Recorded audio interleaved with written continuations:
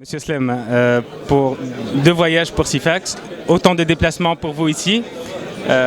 Est-ce que c'est l'appel de votre période estudiantine qui vous ramène à chaque fois, ou est-ce que c'est une volonté réelle de faire pousser, de faire booster les choses ici, de l'autre côté de l'Atlantique? C'est les deux à la fois. C'est un appel parce que j'y crois, hein. Effectivement, j'ai été ici et puis je pense que, et j'ai toujours pensé que les relations tuniso-canadiennes sont en deçà, très loin de potentiel possible, avec les similitudes que nous avons et les synergies que nous pouvons avoir avec les communautés tunisiennes installées ici, qui est de 20 000 membres aujourd'hui, avec le potentiel des affaires. Et voilà. Et puis c'est 2 fois en 5 mois, mais ça va, c'est le début, hein, ce n'est que le début. Hein. C'est la suite et c'est le début. Alors, on aimerait savoir un petit peu ce qu'il en est des accords, des possibilités entrevues lors du dernier meeting marathonien qui a eu lieu au mois d'octobre dernier. Je vous annonce qu'aujourd'hui on va... Voilà, où en sont les choses au juste? Excusez-moi. Où en sont les choses au juste? Oui, effectivement, je vous annonce qu'aujourd'hui, on va signer un protocole d'accord entre l'ETK et la Chambre de commerce du Montréal métropolitain pour la création du Conseil d'affaires tuniso-canadien qui permettra d'instaurer une base formelle de liens entre les 2 communautés d'affaires et qui est très importante en fin de compte. Les liens entre les gens d'affaires, c'est la base de tout développement des relations économiques entre le Canada et la Tunisie.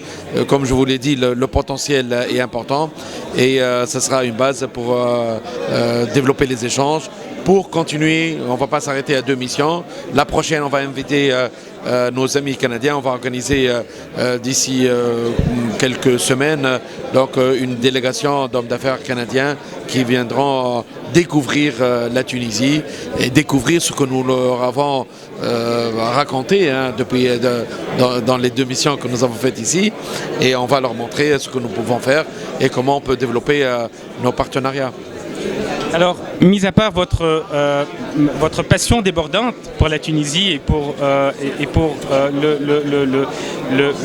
punch, c'est ce que vous êtes en train de faire à chaque fois. Est-ce que croyez-vous vraiment qu'il y a un réel potentiel à pourvoir en matière des relations bilatérales? Ah oui, certainement.